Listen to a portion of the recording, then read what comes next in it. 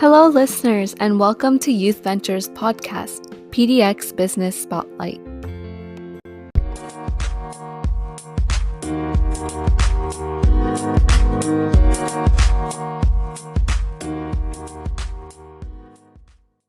Hello, everyone, and welcome back to this episode of PDX Business Spotlight. Today, we are delighted to welcome Dave, who's the owner and founder of Black and Gifted. So, Dave, can you please go ahead and give an overview of who you are, what your business is about, and how you got started? Thank you so much. I am super excited to be here and answer all your questions. Yeah, I'll start by saying that I spent my youth in Virginia, in Southern Virginia, in the Virginia Beach, Hampton Roads area as a musician. Actually, I was started off in like a punk rock band at 17. I was touring all over the country, playing concerts and writing music. And my side job in the band was to create the merchandise, the t-shirts, the album artwork, stuff like that. And I think that's kind of a little bit of my background. Was during my university years, I was making art for my band, for merchandise, for like sales purposes. And as my band kind of slowly ended, I still wanted to do that sort of avenue. And I got a position doing the merchandise management for the artist Maxwell, Jill Scott, and Erykah Badu on a long tour. And I think a lot of what Black and Gifted is now stems from my time on the road with those three artists. I wanted to do something empowering. I wanted to do something that inspired people of color to create and to live their life to the fullest and to just be who they are and to be it proud. Wow. And when I got off the road, I had a baby girl. I'm a proud father of my now 8-year-old daughter. And back when I was touring full time, I was touring like 8 to 9 months out of the year, nonstop, never going home. After having my daughter, I was like, I don't want to do that. I want to be there. I want to raise her. I want to be a major part in her life. So I put my time on the road aside, but still wanted to create. I still wanted to make art and make t-shirts and make things that, fashionable, trendy people might want to wear, or, artsy introverts might think is cool. And so I think that's really where Black and Gifted was born. My journey out here to the West Coast and living in Portland, I felt empowered to be a strong Black voice in the community. Wow, it's really amazing how you truly followed your passion throughout your journey to opening Black and Gifted by either touring with your band and then touring with other bands to also start the merchandise and go into that avenue. And when it comes to opening Black and Gifted, you truly followed your passion in every way and still remembering the significance behind your brand and really empowering the Black community as well throughout your product. So much. And it's funny that you say my passion is previously I owned another clothing company that was called Passion Brand Clothing.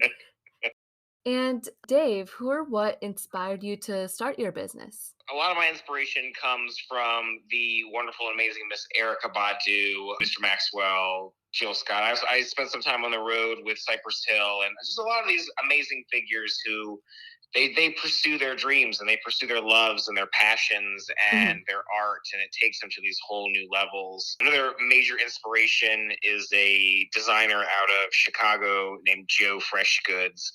He recently did a massive campaign with New Balance and designed his own shoe that is getting him so much amazing publicity all across the world. And I one day aspire to be 1/3 of his amazingness.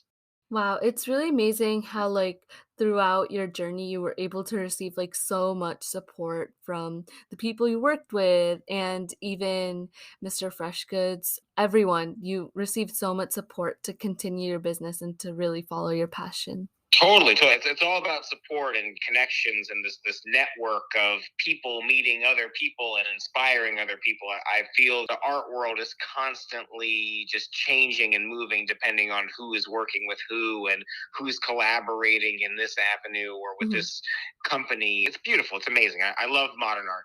Dave, how has being a person of color affected your business, either positively or negatively? Oh my goodness, it's everywhere. It's who I am. It's even in my early days, I felt a need to, I guess, kind of incorporate my experiences, not only as being a person of color, but being an American, into my art, into my journey, into, I guess, my triumphs and my struggles. I have been, accepted into some communities and rejected by others, especially having a name like Black and Gifted. A lot of people they take those words very seriously. Mm. Caucasian people feel they can't wear my merchandise. They can't, they want to support, but they feel socially stifled just because of the words, because of a color and an adjective. It can be frustrating for Mhm. me. That I guess the moniker that I've chosen holds so much power, Mhm. well beyond maybe even the artwork that I create. It is amazing how you have received like so much positive support, but beyond that, your name just has affected, I guess, your business in some ways beyond other communities. Totally. And Dave, the pandemic was definitely a huge impact on so many businesses. I mean, it forced a lot of businesses to shut their doors, but it also opened up new avenues for other businesses to expand and move to online and become even more successful. So, how has the pandemic personally affected Black and Gifted? Has it had any upsides or downsides?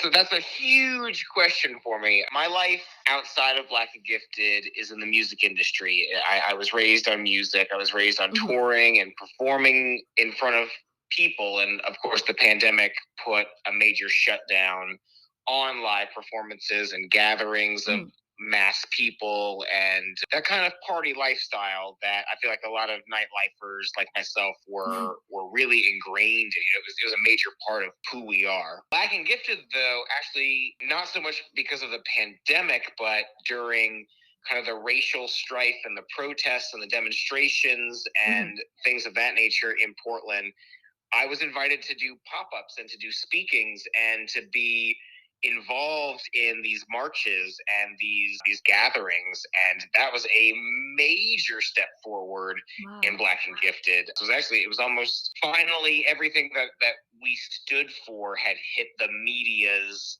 like, the grand stage, and it was finally like, this is our time to speak about this. Is our time to talk about the things that bother us as people of color, as artists, as business owners, as community members. Wow, I'm actually really glad that despite the negativities of the pandemic going on, you were able to receive so much support from the community and really stand up and have a voice to speak, and like your business was able to flourish in that. It was a wonderful opportunity to at least be felt like we were being heard. There were some Mhm. hard days. I mean, I'm not gonna lie.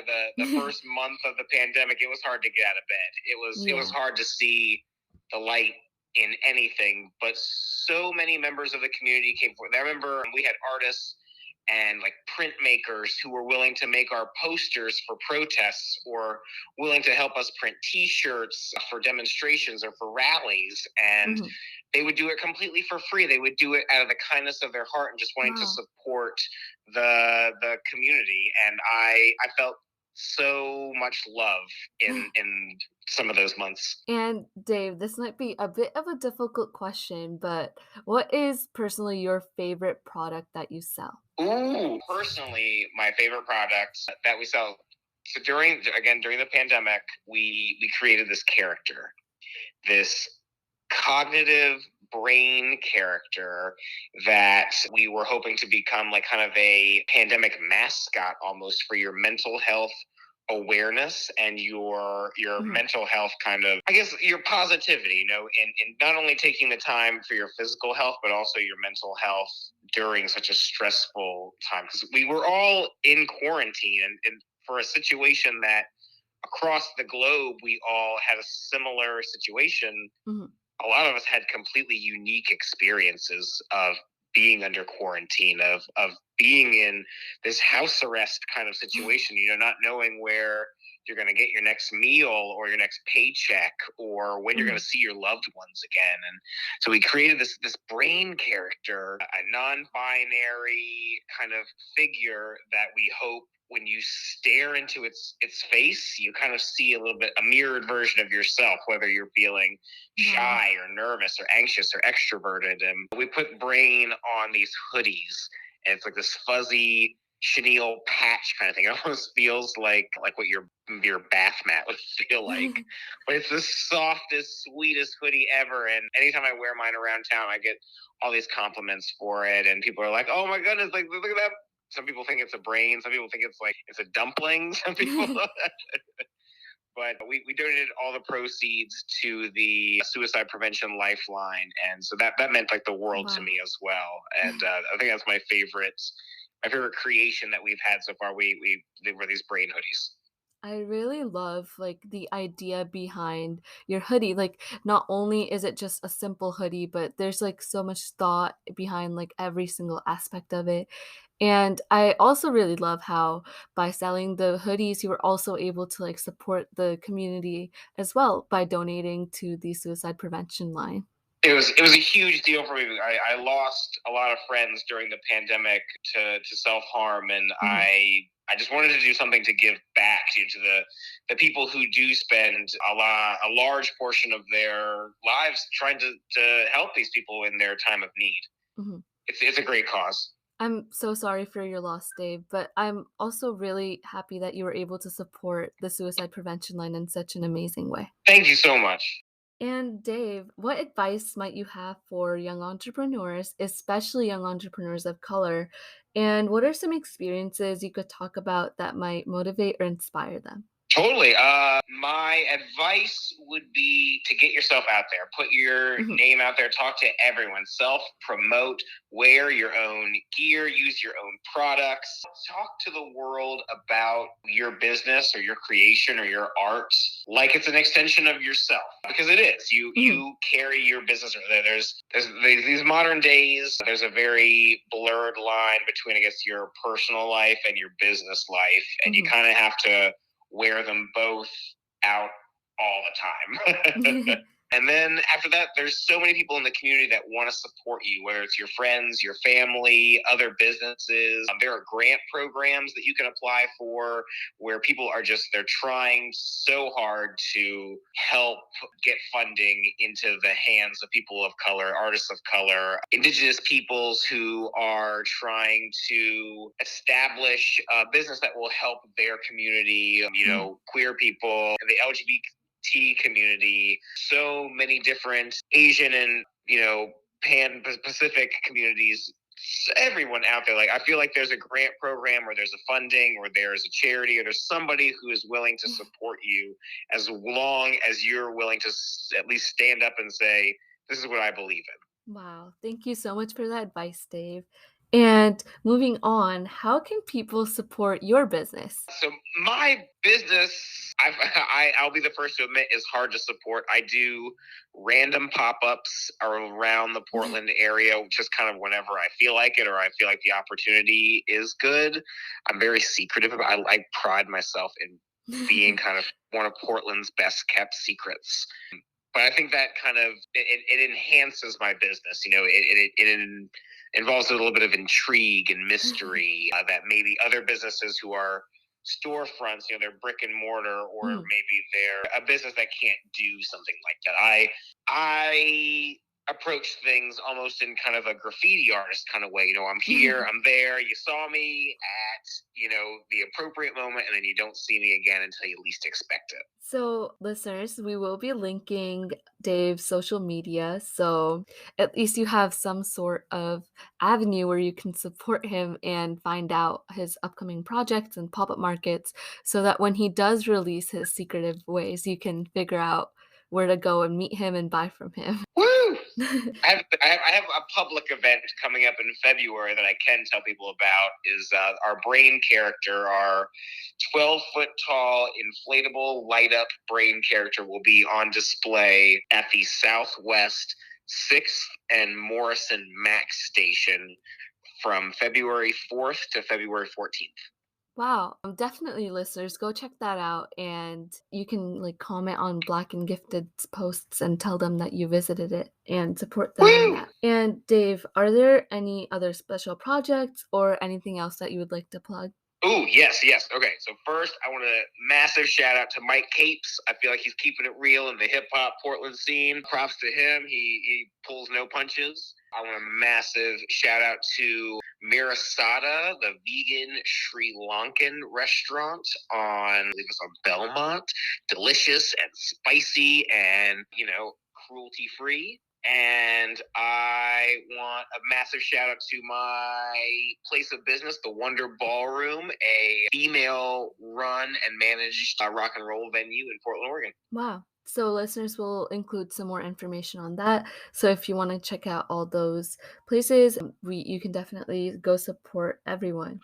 And Dave, any last things that you wanted to say? Thank you for having me, and anyone listening, thank you so much for your time. I appreciate it. I feel like I'm an open book. If you have any questions for me, hit me up on my social media. Yeah, keep Portland weird, keep Portland colorful, keep Portland gay and indigenous, and never forget that this is stolen land that needs to be given back ASAP. Thank you so much, Dave. It's truly been an honor to interview you and spotlight Black and Gifted. That is it from PDX Business Spotlight. And listeners, please be sure to join us in the next episode. Yeah.